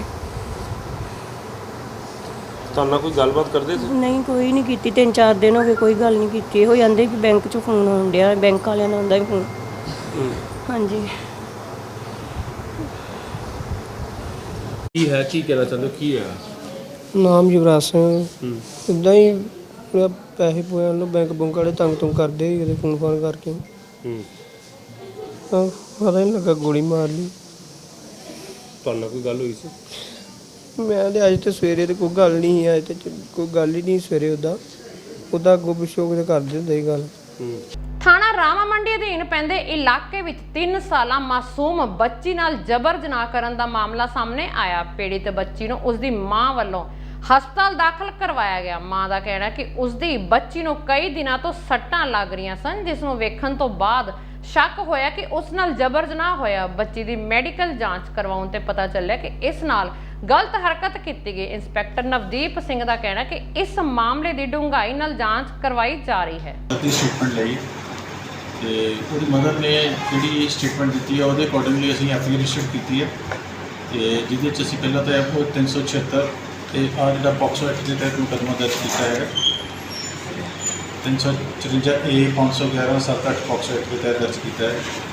ਇਹਦੇ ਵਿੱਚ ਜਿਹੜਾ ਹੈ ਉਹਦਾ ਫਾਦਰ ਹੈ ਲੜਕੀ ਦਾ ਉਹਦੇ ਤੇ ਪਲੱਸ ਉਹਦਾ ਜਿਹੜਾ ਭਰਾ ਹੈ ਉਹਦੇ ਤੇ ਇੱਕ ਸਹੁਰਾ ਜਿਹੜਾ ਆ ਉਹਦੇ ਤੇ ਤਿੰਨਾਂ ਦੇ ਪਰਚਾ ਦਰਜ ਕੀਤਾ। ਇਹਦੇ ਵਿੱਚ 2 ਜਣੇ ਨੇ ਅਸੀਂ ਅਰੈਸਟ ਕਰ ਲਿਆ, ਸਹੁਰਾ ਹਾਲੇ ਜਿਹੜਾ ਅਰੈਸਟ ਹੋਣਾ ਬਾਕੀ ਹੈ। ਇਹੀ ਦੱਸਦੇ ਵੀ ਉਹਦੀ ਗੈਰ ਹਾਜ਼ਰੀ ਦੇ ਵਿੱਚ ਬੱਚੇ ਦੇ ਨਾਲ ਕੋਈ ਜਿਹੜੀ ਹੈ ਕਿਸੇ ਨੇ ਗਲਤ ਹਰਕਤ ਕੀਤੀ ਹੈ ਇਹਨਾਂ ਦੇ ਵਿੱਚੋਂ, ਤੇ ਉਹਦੇ ਬੇਸ ਤੇ ਸਟੇਟਮੈਂਟ ਦੇ ਬੇਸ 'ਤੇ ਅਸੀਂ ਜਿਹੜੀ ਐਫਆਈਆਰ ਕਰਕੇ ਤੇ ਅਸੀਂ ਇਹਦੀ ਜਿਹੜੀ ਪ੍ਰੋਸੀਡਿੰਗ ਕੀਤੀ ਹੈ। ਸਰ ਦੇਖਿਆ ਜਾਵੇ ਜਿਹੜੀ ਲੜਕੀ ਦੀ ਮਦਰ ਹੈ ਉਹ ਕੀ ਕਰਦੇ ਨੇ, ਜੌਬ ਕਰਦੇ ਨੇ, ਕੋਈ ਜੌਬ ਵਗੈਰਾ ਕਰਦੇ ਨੇ? ਲੜਕੀ ਦੀ ਮਦਰ ਜਿਹੜੀ ਹੈ ਕਿਸੇ ਹਸਪੀਟਲ ਦੇ ਵਿੱਚ ਜੌਬ ਕਰਦੀ ਹੈ। ਜਿਨ੍ਹਾਂ ਦੀ ਫਿਰੋਜ਼ਪੁਰ 'ਚ ਗੋਲੀਬਾਰੀ ਦੀ ਘਟਨਾ 'ਚ ਸ਼ਾਮਲ ਬੱਚਾ ਗਿਰੋਹ ਦਾ ਪਿੱਛਾ ਕਰਦੇ ਹੋਏ ਲੁਧਿਆਣਾ ਤੋਂ ਫਿਰੋਜ਼ਪੁਰ ਪੁਲਿਸ ਨੇ ਬੱਚਾ ਗਿਰੋਹ ਨੂੰ ਗ੍ਰਿਫਤਾਰ ਕੀਤਾ ਸੀ। ਪੁਲਿਸ ਨੇ ਇਹਨਾਂ ਕੋਲੋਂ 32 ਬੋਰ, ਇੱਕ 12 ਬੋਰ ਦੀ ਬੰਦੂਕ, 21 ਰੌਂਦ ਬਾਰੂਦ ਸਮੇਤ 13 ਜਿੰਦਾ ਗੋਲਾ ਬਾਰੂਦ ਤੇ ਇੱਕ ਸਵਿਫਟ ਕਾਰ ਸਮੇਤ ਗ੍ਰਿਫਤਾਰ ਕੀਤਾ। ਜਿਹੜੀ ਅੱਜ ਦੀ ਇਹ ਰਿਕਵਰੀ ਹੈ ਜਿਹਦੇ ਵਿੱਚ 3 ਬੰਦੇ ਸ਼ਿਸ਼ੂ ਗੈਂਗ ਦੇ ਉਹਨਾਂ ਨੂੰ ਅਸੀਂ ਗ੍ਰਿਫਤਾਰ ਕੀਤਾ ਹੈ, ਜਿਨ੍ਹਾਂ ਕੋਲੋਂ 3 32 ਬੋਰ ਦੇ ਪਿਸਟਲ ਤੇ ਇਹਨੇ ਤੇ ਨਾਲ ਹੀ ਇਹਨਾਂ ਦੇ ਸਣੇ ਜਿਹੜੇ ਹੈ ਜਿੰਦਾ ਰੌਂਦ ਇਹ ਵੀ ਇਹਨਾਂ ਤੋਂ ਬਰਾਮਦ ਕੀਤਾ ਹੈ। ਇਹ ਸ਼ਿਸ਼ੂ ਗੈਂਗ ਜਿਹੜਾ ਕਿ 22-23 ਅਪ੍ਰੈਲ ਦੀ ਰਾਤ ਨੂੰ ਉਡਾ ਕਾਲਨੀ 'ਚ ਜਿਹੜੀ ਫਾਇਰਿੰਗ ਹੋਈ ਹੈ, ਜਿਹੜੀ ਅੰਧਾਧੁੰਦ ਫਾਇਰਿੰਗ ਕਰਕੇ ਗਏ ਆ, ਉਸ ਦੇ ਬਾਅਦ ਜਿਹੜਾ ਐਫਆਈਆਰ ਰਜਿਸਟਰ ਹੋਈ ਹੈ ਸਿਟੀ ਥਾਣਾ ਦੇ ਵਿੱਚ। ਉਸ ਤੋਂ ਬਾਅਦ ਫਿਰੋਜ਼ਪੁਰ ਪੁਲਿਸ ਵੱਲੋਂ ਅਲੱਗ-ਅਲੱਗ ਥਾਵਾਂ ਤੇ ਰੇਡਸ ਕੀਤੀਆਂ ਗਈਆਂ, ਟੀਮਸ ਬਣਾਈਆਂ ਗਈਆਂ ਤੇ ਇਹਨਾਂ ਨੂੰ ਟਰੇਸ ਕਰਨ ਲਈ ਤੇ ਟਰੈਕ ਕਰਨ ਲਈ ਲੁਧਿਆਣਾ ਪੈਵਿਲੀਅਨ ਮਾਲ ਤੋਂ ਇਹਨਾਂ ਦੀ ਗ੍ਰਿਫਤਾਰੀ ਵੀ ਹੋਈ ਹੈ, ਜਿਨ੍ਹਾਂ ਦੇ ਵਿੱਚ ਸ਼ਿਸ਼ੂ ਜਿਹੜਾ ਮੁੱਖ ਸਰਗਨਾ ਹੈ ਇਸ ਸ਼ਿਸ਼ੂ ਗੈਂਗ ਦਾ, ਉਹਦੀ ਗ੍ਰਿਫਤਾਰੀ ਹੋਈ ਸੀ। ਇਸ ਦੇ ਨਾਲ ਹੀ 4 ਟੋਟਲ ਜਿਹੜੇ ਹੈ ਸ਼ਿਸ਼ੂ ਗੈਂਗ ਦੇ ਮੈਂਬਰਸ ਉਹ ਗ੍ਰਿਫਤਾਰ ਹੋਏ ਸਨ। ਉਸ ਤੋਂ ਬਾਅਦ ਫਿਰੋਜ਼ਪੁਰ ਪੁਲਿਸ ਵੱਲੋਂ ਜਿਹੜੇ ਬਾਕੀ ਦੇ ਇਹ 3 ਗੈਂਗ ਮੈਂਬਰ ਨੇ ਇਹਨਾਂ ਦੀ ਗ੍ਰਿਫਤਾਰੀ ਹੋਈ ਹੈ, ਜਿਹਦੇ ਵਿੱਚ ਸਭ ਤੋਂ ਪਹਿਲਾਂ ਮਨਪ੍ਰੀਤ ਸਿੰਘ ਏਲੀਆ ਸੋਨੂ ਵੱਗਲ ਜਿਹੜਾ ਕਿ ਰੁਕਨਾ ਮੰਗਲਾ ਆਪਣਾ ਇੱਥੇ ਪਿੰਡ ਪੈਂਦਾ ਹੈ, ਉੱਥੋਂ ਦਾ ਵਸਨੀਕ ਹੈ, ਜਿਸ ਦੇ ਖਿਲਾਫ ਜਿਹੜੇ ਹੈ ਕਾਫੀ ਮੁਕੱਦਮੇ ਜਿਹੜੇ ਹੈ ਵੱਖੋ ਵੱਖਰੇ ਥਾਣਿਆਂ ਦੇ ਵਿੱਚ ਦਰਜ ਨੇ। ਇਸ ਤੋਂ ਇਲਾਵਾ ਇਸ ਦੇ ਨਾਲ ਹੀ ਇਸਦੇ 2 ਸਾਥੀ ਜੋ ਕਿ ਕਾਰ ਦੇ ਵਿੱਚ ਸਵਾਰ ਸਨ, ਇਹ ਤਿੰਨੋਂ ਉਹਨਾਂ ਦੀ ਗ੍ਰਿਫਤਾਰੀ ਹੋਈ ਹੈ, ਜਿਹੜੇ ਕਿ ਮਲਕੀਤ ਸਿੰਘ ਤੇ ਅਮਨ ਕੁਮਾਰ। ਇਹਨਾਂ ਤੇ ਵੀ ਵੱਖੋ ਵੱਖਰੇ ਥਾਣਿਆਂ ਦੇ ਵਿੱਚ 2 ਤੋਂ ਲੈ ਕੇ 3 ਐਫਆਈਆਰ ਜਿਹੜੀਆਂ ਨੇ ਉਹ ਦਰਜ ਨੇ। ਇਹਨਾਂ ਤੋਂ ਇੰਡੀਵਿਜੂਅਲੀ ਜਿਹੜਾ ਹੈ ਕੱਲੇ ਤੋਂ 32 ਬੋਰ ਦੀ ਪਿਸਟਲ ਜਿਹੜੀ ਹੈ ਉਹ ਬਰਾਮਦ ਹੋਈ ਹੈ, ਨਾਲ ਹੀ ਸਣੇ ਰੌਂਦ ਵੀ ਜਿਹੜੇ ਹੈ ਉਹ ਵੀ ਬਰਾਮਦ ਹੋਏ ਨੇ। ਇਸ ਤੋਂ ਇਲਾਵਾ ਇਹਨਾਂ ਦੀ ਗੱਡੀ ਜਿਹੜੀ ਹੈ ਸਵਿਫਟ ਗੱਡੀ, ਜਿਸ ਤੋਂ ਇੱਕ 12 ਬੋਰ ਦੀ ਜਿਹੜੀ ਹੈ ਗਨ, 21 ਕਾਰਤੂਸਾਂ ਸਮੇਤ ਜਿਹੜੀ ਹੈ ਉਹ ਵੀ ਰਿਕਵਰ ਹੋਈ ਹੈ। ਕਪੂਰਥਲਾ ਤੋਂ ਚੋਰੀ ਹੋਈ ਕਾਰ ਬਿਆਸ ਪੁਲਿਸ ਨੇ ਚੋਰ ਸਣੇ ਕੀਤੀ ਬਰਾਮਦ। ਥਾਣਾ ਬਿਆਸ 'ਚ ਮਾਮਲਾ ਦਰਜ ਕਰ ਪੁਲਿਸ ਵੱਲੋਂ ਪੁੱਛਗਿੱਛ ਜਾਰੀ। ਦਰਅਸਲ ਆਏ ਦਿਨ ਵੱਧ ਰਹੀਆਂ ਚੋਰੀ ਤੇ ਲੁੱਟਾਂ ਖੋਹਾਂ ਦੀਆਂ ਵਾਰਦਾਤਾਂ ਨੂੰ ਠੱਲਣ ਲਈ ਪੁਲਿਸ ਵੱਲੋਂ ਦਿਨ ਰਾਤ ਨਾਕੇਬੰਦੀ ਕਰ ਹੱਲ ਕਰਨ ਦੀ ਕੋਸ਼ਿਸ਼ ਜਾਰੀ ਹੈ। ਇਸੇ ਦੌਰਾਨ ਕਪੂਰਥਲਾ ਤੋਂ ਚੋਰੀ ਹੋਈ ਇੱਕ ਕਾਰ ਨੂੰ ਥਾਣਾ ਬਿਆਸ ਦੀ ਪੁਲਿਸ ਪਾਰਟੀ ਨੇ ਮੁਸਤੈਦੀ ਵਰਤਦਿਆਂ ਕਥਿਤ ਚੋਰ ਸਣੇ ਬਰਾਮਦ ਕਰ ਲੈਣ ਦਾ ਦਾਅਵਾ ਕੀਤਾ ਹੈ। 23 ਤਰੀਕ ਨੂੰ ਇੱਕ ਗੱਡੀ ਇੰਡੀਗੋ ਜਿਹੜੀ ਆ ਕਪੂਰਥਲੇ ਤੋਂ ਚੋਰੀ ਹੋਈ ਸੀ ਰਾਤ ਦੇ ਵਕਤ। ਉਸੇ ਵਕਤ ਕਪੂਰਥਲੇ ਤੋਂ ਮੈਸੇਜ ਜਿਹੜੇ ਆਲ ਪੰਜਾਬ 'ਚ ਕੀਤੇ ਗਏ ਸੀ, ਜਿਸ ਸੰਬੰਧੀ ਨਾਕਾਬੰਦੀ ਸਖਤੀ ਜਿਹੜੀ ਕੱਲ੍ਹ ਕੀਤੀ ਗਈ। ਦੌਰਾਨੇ ਨਾਕਾਬੰਦੀ ਜਿਹੜੀ ਆ ਐਸਆਈ ਰਘਵੀਰ ਸਿੰਘ ਚੌਂਕੀ ਇੰਚਾਰਜ ਰਈਆ ਨੂੰ ਸਖਤੀ ਨਾਲ ਚੈਕਿੰਗ ਕੀਤੀ ਗਈ ਆ। ਦੌਰਾਨੇ ਚੈਕਿੰਗ ਇਹ ਜਿਹੜੀ ਚੋਰੀ ਹੋਈ ਇੰਡੀਗੋ ਕਾਰ ਜਿਹੜੀ ਅਸੀਂ ਬਰਾਮਦ ਕੀਤੀ ਚੋਰ ਦੇ ਸਮੇਤ, ਤੇ ਚੋਰ ਦੇ ਖਿਲਾਫ ਮੁਕੱਦਮਾ ਦਰਜ ਕਰਕੇ ਜਿਹੜੀ ਆ ਤਫਤੀਸ਼ ਜਿਹੜੀ ਕੀਤੀ ਜਾ ਰਹੀ। ਕਿਸ ਤਰ੍ਹਾਂ ਹੋਏ ਧਾਰਾ 379 411 ਆਈਪੀਸੀ ਦੇ ਤਹਿਤ ਮੁਕੱਦਮਾ ਦਰਜ ਕੀਤਾ ਗਿਆ। ਬਟਾਲਾ ਦੇ ਸਰਕਾਰੀ ਸਕੂਲ ਵਿੱਚ ਚੋਰੀ ਕਰ ਰਹੇ ਨੌਜਵਾਨਾਂ ਦੀ ਵੀਡੀਓ ਹੋ ਰਹੀ ਵਾਇਰਲ। ਜਦੋਂ ਸਕੂਲ ਦੀ ਮੁੱਖ ਅਧਿਆਪਿਕਾ ਨਾਲ ਗੱਲ ਕੀਤੀ ਤਾਂ ਉਹਨਾਂ ਜਾਣਕਾਰੀ ਦਿੱਤੀ ਕਿ ਸਕੂਲ ਵਿੱਚ ਛੁੱਟੀ ਤੋਂ ਬਾਅਦ ਕਿਸੇ ਵੱਲੋਂ ਸਕੂਲ ਦੀਆਂ ਟੂਟੀਆਂ ਚੋਰੀ ਕਰ ਲਈਆਂ ਗਈਆਂ, ਜਿਸ ਦੀ ਸ਼ਿਕਾਇਤ ਪੁਲਿਸ ਨੂੰ ਕਰ ਦਿੱਤੀ ਗਈ ਹੈ। ਇਸ ਤੋਂ ਪਹਿਲਾਂ ਵੀ ਸਕੂਲ ਦੀ ਇਮਾਰਤ ਵਿੱਚ ਚੱਲ ਰਹੇ ਪ੍ਰਾਇਮਰੀ ਸਕੂਲ ਵਿੱਚੋਂ LED ਲਾਈਟਾਂ ਚੋਰੀ ਹੋ ਚੁੱਕੀਆਂ ਹਨ। ਉਹ ਸਰ ਵੀਡੀਓ ਦੀ ਇਸ਼ੂ ਇਹ ਹੈ ਵਾਇਰਲ ਹੋਣ ਦਾ ਕਿ 22 ਤਰੀਕ ਨੂੰ ਛੁੱਟੀ ਤੋਂ ਬਾਅਦ ਸਾਡੇ ਕੈਂਪਸ ਦੇ ਵਿੱਚ 2 ਆਂਗਨਵਾੜੀ ਸੈਂਟਰ ਨੇ, ਇੱਕ ਪ੍ਰਾਇਮਰੀ ਹੈ, ਇੱਕ ਹਾਈ ਹੈ।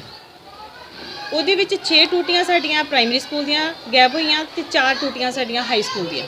ਉਹ ਅਗਲੇ ਦਿਨ ਜਦੋਂ ਆਪਾਂ ਸਕੂਲ ਟਾਈਮ ਆਏ ਸਵੇਰੇ ਆਣ ਕੇ ਅਸੀਂ ਦੇਖਿਆ, ਸਾਨੂੰ ਪਤਾ ਲੱਗਿਆ ਕਿ 6 ਟੂਟੀਆਂ ਪ੍ਰਾਇਮਰੀ ਦੀਆਂ ਸੀ ਤੇ 4 ਟੂਟੀਆਂ ਹਾਈ ਸਕੂਲ ਦੀਆਂ ਗੈਪ ਹੋਈਆਂ ਸੀ। ਉਸ ਤੋਂ ਬਾਅਦ ਅਸੀਂ ਆਪਣੀ ਕਾਰਵਾਈ ਕੰਪਲੇਂਟ ਕੀਤੀ ਹੈ। ਕੰਪਲੇਂਟ ਕਰਨ ਤੋਂ ਬਾਅਦ ਅਜੇ ਕਾਰਵਾਈ ਚੱਲਦੀ ਪਈ ਹੈ। ਪੰਜਾਬ ਵਿੱਚ ਵੱਡੇ ਪੱਧਰ ਤੇ ਕਾਂਗਰਸ ਦੀ ਹਾਰ ਹੋਈ ਤੇ ਇਸ ਹਾਰ ਦਾ ਠੀਕਰਾ ਕਾਂਗਰਸ ਹਾਈ ਕਮਾਂਡ ਉਹਨਾਂ ਨੇਤਾਵਾਂ ਤੇ ਮਾਰ ਰਹੀ ਹੈ ਜਿਹੜੇ ਪਾਰਟੀ ਨੂੰ ਸਲਾਹ ਦਿੰਦੇ ਰਹੇ ਤੇ ਸੱਚ ਬੋਲਦੇ ਰਹੇ। ਇਸ ਕਰਕੇ ਸੁਨੀਲ ਜਾਖੜ ਨੂੰ ਪਾਰਟੀ ਤੋਂ ਬਾਹਰ ਕੱਢਣ ਦੀਆਂ ਸਕੀਮਾਂ ਬਣ ਰਹੀਆਂ ਹਨ। ਪਰ ਹੁਣ ਡਾਕਟਰ ਰਾਜਕੁਮਾਰ ਵੇਰਕਾ ਸੁਨੀਲ ਜਾਖੜ ਦੇ ਹੱਕ ਵਿੱਚ ਨਿਤਰੇ ਹਨ। ਉਹਨਾਂ ਕਿਹਾ ਕਿ ਕਾਂਗਰਸ ਪਾਰਟੀ ਤੋਂ ਗਲਤੀਆਂ ਹੋਈਆਂ ਹਨ, ਪਰ ਇਸ ਦਾ ਇਹ ਮਤਲਬ ਨਹੀਂ ਕਿ ਸੀਨੀਅਰ ਨੇਤਾਵਾਂ ਨੂੰ ਪਾर्टी ਤੋਂ बाहर ਕੱਢ ਦਿੱਤਾ ਜਾਵੇ। कांग्रेस पार्टी को सबको इकट्ठा रखना चाहिए और हम सबको अपनी गलतियों में सुधार करना होगा। यहाँ अगर हम में गलतियां तो हम सुधार करें, पार्टी के अंदर कोई गलतियां तो पार्टी के लीडर अपना सुधार करें। जरूरत इस बात की है कि हालांकि सुनील जाखड़ को जब सीएलपी का लीडर चुना जाना था, कैप्टन अमरिंदर सिंह को हटाने के बाद उस पे सुनील जाखड़ ने सवाल खड़े किए थे। ये जो नोटिस जारी हुआ था उसी संदर्भ में ये नोटिस था और मैं फिर भी ये समझता हूं कि भैया ये गलतियां खाली एक ने सवाल खड़े नहीं किए थे, और भी बहुत से सीनियर लोग थे जिन्होंने सवाल खड़े किए थे। खाली सुनील जाखड़ को बलि का बकरा बनाना ये अच्छी बात नहीं है, ये नोटिस वापस होना चाहिए। और दूसरी बात मैं ये कहना चाहता हूं कि बहुत सारे आशंकाएं ये आ रही थी कि दलित इशू की जो बात थी, जो उनकी टिप्पणी थी, उसमें सुनील जाखड़ जी ने मीडिया के सामने आकर के माफी मांग ली, गुरु रविदास मंदिर में जाकर के माफी मांग ली। मुझे लगता है कि सुनील जाखड़ दलितों के हक में लड़ते भी रहे, उनका संघर्ष को भी हमें ध्यान में रखना चाहिए।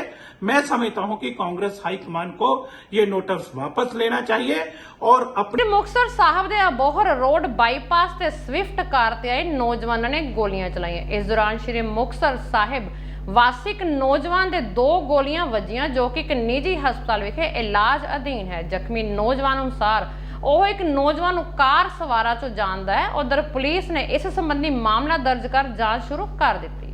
ਮੇਰਾ ਨਾਮ ਵਿਕਰਮਜੀਤ ਸਿੰਘ ਹੈ। ਵਿਕਰਮ ਜੀ, ਕੀ ਘਟਨਾ ਕੀ ਹੋਈ ਹੈ ਰਾਤ ਜਿਹੜੀ ਤੁਹਾਡੇ ਦੋਸਤ ਦੇ ਗੋਲੀ ਵੱਜੀ ਹੈ? ਕਿਸ ਤਰ੍ਹਾਂ ਅਸੀਂ ਦੋਵੇਂ ਯਾਨੀ ਕਿ ਚਿਕਨ ਸੈਂਟਰ ਤੇ ਬੈਠੇ ਸੀਗੇ। ਉਸ ਤੋਂ ਬਾਅਦ ਯਾਨੀ ਕਿ ਗੱਲਾਂ ਬਾਤਾਂ ਆਪਦੀਆਂ ਕਰਕੇ ਜਦੋਂ ਨੀਚੇ ਆਏ ਆ ਤੇ ਤਕਰੀਬਨ ਟਾਈਮ ਪੌਣੇ 10 ਵਗੈਰਾ ਇੱਥੇ ਜੇ ਹੋਣਾ ਤੇ ਇੱਕ ਸਵਿਫਟ ਡਿਜ਼ਾਇਰ ਗੱਡੀ ਆਈ ਹੈ ਜੋ ਕਿ ਯਾਨੀ ਕਿ ਸੜਕ ਦੇ ਵਿਚਾਲੇ ਖੜ ਗਈ ਹੈ। ਜਦੋਂ ਆ ਕੇ ਉਹਨਾਂ ਨੇ ਯਾਨੀ ਕਿ ਨਾਂ ਲਿਆ ਵੀ ਬਿੱਲਾ ਤੇ ਇਹ ਪ੍ਰਿੰਸ ਤੇ ਮੈਂ ਆਏ ਖੜੇ ਆ ਤੇ ਜਦੋਂ ਪ੍ਰਿੰਸ ਅੱਗੇ ਗਿਆ, ਅੱਗੇ ਜਾ ਕੇ ਕਹਿ ਰਿਹਾ ਸੀਗਾ ਹਾਂਜੀ ਹਾਂ। ਇੰਨੇ ਟਾਈਮ ਨੂੰ ਉਹਨੇ ਯਾਨੀ ਕਿ ਵੀ ਗੱਡੀ ਦੇ ਬੈਕ ਸਾਈਡ ਵਾਲਾ ਸ਼ੀਸ਼ਾ ਡਾਊਨ ਕੀਤਾ ਸੀਗਾ। ਜਦੋਂ ਬੰਦਾ ਬੋਲ ਰਿਹਾ ਸੀਗਾ ਉਦੋਂ ਨੂੰ ਉਹਨੇ ਵੀ ਆਪਦਾ ਪਿਸਟਲ ਕੀ ਰਿਵਾਲਵਰ ਸੀਗਾ ਉਹਦੇ ਕੋਲੇ ਤੇ ਜੋ ਕਿ ਉਹਨੇ ਨਾਲ ਵੀ ਰਾਉਂਡ ਫਾਇਰ ਕਰਤੇ ਆ ਤੇ ਤਕਰੀਬਨ 2 ਤਾਂ ਇਹਦੇ ਲੱਗੇ ਹੀ ਆ। ਉਸ ਤੋਂ ਬਾਅਦ ਇਹ ਨਹੀਂ ਪਤਾ ਕਿਉਂਕਿ ਅਸੀਂ ਆਪ ਬੁਖਲਾ ਕੇ ਵੀ ਡਰ ਗਏ। ਮੈਂ ਤਾਂ ਥੱਲੇ ਯਾਨੀ ਕਿ ਵੀ ਆਪਦੀ ਜਾਨ ਬਚਾਉਣ ਲੱਗਿਆ ਥੱਲੇ ਹੀ ਐਂ ਬਹਿ ਗਿਆ ਸੀਗਾ ਤੇ ਉਸ ਤੋਂ ਬਾਅਦ ਯਾਨੀ ਕਿ ਵੀ ਮੰਨ ਲਓ ਵੀ ਮੇਰੇ ਹਿਸਾਬ ਨਾਲ ਵੀ ਕੋਈ ਇੱਕ ਅੱਧਾ ਉਹਨਾਂ ਨੇ ਹਵਾਈ ਫਾਇਰ ਕੀਤਾ ਹੋਊਗਾ ਤੇ ਯਾਨੀ ਕਿ ਵੀ ਉਹਨਾਂ ਨੇ ਤਾਂ ਤਕਰੀਬਨ 1.5 ਮਿੰਟ ਲਾਇਆ ਹੋਣਾ ਵੈਸੇ ਇੰਨੇ 'ਚ ਕਾਰਵਾਈ। ਉਹ ਯਾਨੀ ਕਿ ਸ਼ਾਇਦ ਹਬੋਰ ਰੋਡ ਬਾਈਪਾਸ ਵੱਲੋਂ ਆਈ ਸੀ ਗੱਡੀ ਤੇ ਹਬੋਰ ਵਾਲੀ ਸਾਈਡ ਯਾਨੀ ਕਿ ਗੱਡੀ ਭਜਾ ਕੇ ਲੈ ਗਏ। ਕੱਲ ਰਾਤ ਨੂੰ ਇੱਕ ਪੇਸ਼ੈਂਟ ਆਇਆ ਸੀ ਜੀ, ਉਹਦੇ ਗੋਲੀਆਂ ਵੱਜੀਆਂ ਹੋਈਆਂ ਸੀ। ਮਰੀਜ਼ ਦੇ ਦੱਸਣ ਦੇ ਮੁਤਾਬਕ ਵੀ ਉਹ ਉੱਥੇ ਆਪਣੇ ਕੰਮ ਵਾਲੀ ਜਗ੍ਹਾ ਤੇ ਖੜਾ ਸੀ ਤੇ ਉਹਨੂੰ ਬੁਲਾ ਕੇ ਉਹਨਾਂ ਨੇ ਪਹਿਲਾਂ ਬਾਹਰ ਬੁਲਾਇਆ, ਫਿਰ ਕਿਸੇ ਪਰ ਇਨਕੁਆਇਰੀ ਕਰਕੇ ਉਸ ਤੋਂ ਬਾਅਦ ਉਹਨੂੰ ਗੋਲੀ ਮਾਰੀ ਹੈਗੀ ਹੈ। ਉਹਦੇ ਜਿਹੜੀਆਂ ਗੋਲੀਆਂ ਵੱਜੀਆਂ ਹੈਗੀਆਂ, ਇੱਕ ਤਾਂ ਪੇਟ ਦੇ ਵਿੱਚ ਗੋਲੀ ਵੱਜੀ ਸੀ, ਇੱਕ ਬਾਂਹ ਦੇ ਵਿੱਚ ਵੱਜੀ ਸੀ। ਬਾਂਹ ਵਾਲੀ ਗੋਲੀ ਤਾਂ ਆਰ-ਪਾਰ ਹੋ ਗਈ ਸੀ, ਦੂਸਰੀ ਗੋਲੀ ਪੇਟ ਦੇ ਅੰਦਰ ਚਲੀ ਗਈ ਸੀ। ਉਹ ਆਪਰੇਸ਼ਨ ਕਰਕੇ ਰਾਤੀ ਅਸੀਂ ਗੋਲੀ ਕੱਢਤੀ ਹੈ। ਕਿੰਨੀਆਂ ਬੁਲੇਟਸ ਲੱਗੀਆਂ ਇਹਨਾਂ ਦੇ ਟੋਟਲ? ਸਾਡੇ ਹਿਸਾਬ ਨਾਲ 2 ਗੋਲੀਆਂ ਤਾਂ ਇਹਨਾਂ ਨੂੰ ਲੱਗੀਆਂ ਜੀ, ਬਟ ਉਹਦੇ ਵਰਸ਼ਨ ਇਹ ਸੀ ਵੀ 4-5 ਫਾਇਰ ਹੋਏ, ਪਰ ਜਿਹੜੀਆਂ ਸੱਟਾਂ ਦੇ ਮੁਤਾਬਕ ਹੈ ਵੀ ਇੱਕ ਗੋਲੀ ਬਾਂਹ ਦੇ ਵਿੱਚ ਵੱਜੀ ਹੈ, ਇੱਕ ਪੇਟ ਦੇ ਵਿੱਚ ਵੱਜੀ ਹੈ। ਕਿਸ ਤਰ੍ਹਾਂ ਦੀ ਕੰਡੀਸ਼ਨ ਹੈ ਸਰ? ਪੇਸ਼ੈਂਟ ਹੁਣ ਸਟੇਬਲ ਹੈ ਜੀ, ਆਪਰੇਸ਼ਨ ਤੋਂ ਬਾਅਦ ਹੋਸ਼ 'ਚ ਹੈ ਤੇ ਖਤਰੇ ਤੋਂ ਬਾਹਰ ਲੱਗ ਰਿਹਾ ਹੈ। ਸਰ ਪੁਲਿਸ ਇਤਲਾਹ ਵੀ ਕੀਤੀ? ਹਾਂਜੀ, ਰਾਤੀ ਪੁਲਿਸ ਇਤਲਾਹ ਕਰਤੀ ਸੀ, ਪੁਲਿਸ ਵਾਲੇ ਵੀ ਰਾਤੀ ਆ ਗਏ ਸੀ, ਉਹਨੇ ਆਪਦੇ ਬਿਆਨ ਲੈ ਲਏ। ਅਬੋਹਰ ਰੋਡ ਤੇ ਰਾਤ ਗੋਲੀ ਚੱਲੀ ਹੈ, ਐਫਆਈਆਰ ਦਰਜ ਕਰਤੀ ਹੈ, ਜਾਂਚ ਚੱਲ ਰਹੀ ਹੈ। ਕਿੰਨੇ ਆਦਮੀਆਂ ਤੇ ਐਫਆਈਆਰ? ਅਨਨੋਨ ਤੇ ਜੀ, ਅਣਪਛਾਤਿਆਂ ਤੇ। ਕਿੰਨੇ ਜਣੇ? ਤਿੰਨ ਜਣੇ ਅਣਪਛਾਤੇ ਸੀਗੇ ਜੀ। ਕਿੱਥੋਂ ਆਏ ਕਿੱਥੋਂ? ਨਾ ਮੁਕਤਸਰ ਸਾਈਡ ਤੋਂ ਪੰਨੀਵਾਲਾ ਰੋਡ ਨੂੰ ਗਏ ਸਵਿਫਟ ਕਾਰ ਤੇ। ਜ਼ਖਮੀ ਦੀ ਕੰਡੀਸ਼ਨ ਕਿਸ ਤਰ੍ਹਾਂ ਠੀਕ ਆ ਕੰਡੀਸ਼ਨ ਠੀਕ। ਪਾਕਿਸਤਾਨ ਆਪਣੀਆਂ ਨਾਪਾਕ ਹਰਕਤਾਂ ਤੋਂ ਬਾਜ ਨਹੀਂ ਆ ਰਿਹਾ ਤੇ ਆਏ ਦਿਨ ਹੈਰੋਇਨ ਭਾਰਤ 'ਚ ਸਪਲਾਈ ਹੁੰਦੀ ਰਹਿੰਦੀ ਹੈ। ਇੱਕ ਵਾਰੀ ਫਿਰ ਅਫਗਾਨਿਸਤਾਨ ਦੇ ਟਰੱਕ ਰਾਹੀਂ ਹੈਰੋਇਨ ਦੀ ਵੱਡੀ ਖੇਪ ਬਰਾਮਦ ਕੀਤੀ ਗਈ ਹੈ। ਕਮਿਸ਼ਨਰ ਪੁਲਿਸ ਨੇ ਦੱਸਿਆ ਕਿ 485 किलो ਦੀ पाइप से 102 किलो हेरोइन छुपा के भेजी गई। अटारी में जिसमें लिकरस रूट ये डिक्लेयर्ड आइटम था, वो होता है मुलेठी जिसको हम बोलते हैं। तो वो एग्जामिन करते वक्त हमने जब एक्सरे मशीन में रखा तो उसमें इरेगुलर इमेजेस आए थे। तो बेस्ड ऑन दैट उसके बेसिस पे हमने वो 100% एग्जामिनेशन किया तो हमने पाया कि उसमें ऐसे कुछ पीसेस है जो मिक्स हुए हैं मेन मुलेठी के कंसाइनमेंट में। तो ऐसे पीसेस हमने सेपरेट किए, सेग्रीगेट किए और फिर वो ऑफिस में जाके वो ये ऐसा इसमें कैविटी बनी हुई थी, कैविटी के अंदर था तो सारा इंडिविजुअली ब्रेक करके तोड़ के हमें वो निकालना पड़ा। तो मुलेठी का ये ऐसे वुडन लॉग्स लगभग 485 किलोग्राम के लॉग्स थे। वो हमने पूरी रात भर ऑलमोस्ट चलते, बहुत लंबा टाइम लगा बिकॉज इंडिविजुअली एक एक करके तोड़ना पड़ रहा था। तो वो करके आज हमने वो कंप्लीट किया प्रोसीजर। तो उसमें 102 किलो का सस्पेक्टेड मटेरियल मिला है। वो जो मटेरियल है हमने ड्रग डिटेक्शन किट से उसको टेस्टिंग किया, हमने भी किया, BSF ने भी किया और दोनों में वो हेरोइन के लिए पॉजिटिव पाया गया है। तो इसकी जांच के लिए हम वो आगे लेबोरेटरी भेजेंगे। But in the mean time हमने वो सारा सीज करके यहाँ लाया है। हम आपको फोटोग्राफ इसके थोड़ी देर में दे देंगे। मैं एक प्रेस नोट भी लाया हूँ, वो भी आपके साथ शेयर करूंगा, उसके थोड़े फोटोग्राफ्स भी। कोई अरेस्ट हुई है सर इस मामले में? इस संदर्भ में मैं बताना चाहूंगा कि जो इन्वेस्टिगेशन का पार्ट है वो चल रहा है, इसलिए मैं ज्यादा इसके बारे में बोल नहीं पाऊंगा। ओनली सीजर पोर्शन के लिए हम अभी बता पा रहे हैं। जब इन्वेस्टिगेशन आगे बढ़ेगा तो हम इसमें तुरंत जानकारी देंगे। दिल्ली जाने इंपोर्टर वॉज फ्रॉम दिल्ली, ये इंपोर्टर जो है दिल्ली का था। तो ये पहली कंसाइनमेंट मंगाई है इसमें और डिटेल्स जो है इन्वेस्टिगेशन के बारे में वो अभी नहीं बता पाऊंगा because they are part of the investigation. Seizure के बारे में आपको कोई अगर डाउट है तो सीजर के डाउट्स प्लीज पूछ सकते हैं। दिल्ली का इंपोर्टर है, दिल्ली का importer. It arrived on Friday 22nd it arrived, it gets opened and examined on the next day। Sir इससे पहले कितनी कंसाइनमेंट पहुंच पाए ये जो दिल्ली का? इसमें जो प्रोसीजर होती है उस हिसाब से हम एग्जामिनेशन नेक्स्ट डे करते हैं। तो इसलिए सैटरडे कंपनी थी जिसने मंगवाया था ये जो, तो उसका नाम क्या था? We will give all the details subsequently when the investigation takes forward। इस दौरान आप समझिए इन्वेस्टिगेशन में 24 घंटे भी नहीं हुए हैं, लाइव इन्वेस्टिगेशन चल रहा है, उसमें कोई लिमिटेशंस होते हैं। So please bear with me कि सीजर पोर्शन का हम ਦੋਸਤੋ ਇਹ ਸਨ ਅੱਜ ਦੀਆਂ ਖਾਸ ਖਬਰਾਂ। ਨਵੀਂ ਤੇ ਤਾਜ਼ਾ ਖਬਰਾਂ ਲੈ ਕੇ ਫੇਰ ਹਾਜ਼ਰ ਹੋਵਾਂਗੇ। ਤਦ ਤੱਕ ਲਈ ਦਿਓ ਇਜਾਜ਼ਤ। ਰੱਬ ਰਾਖਾ।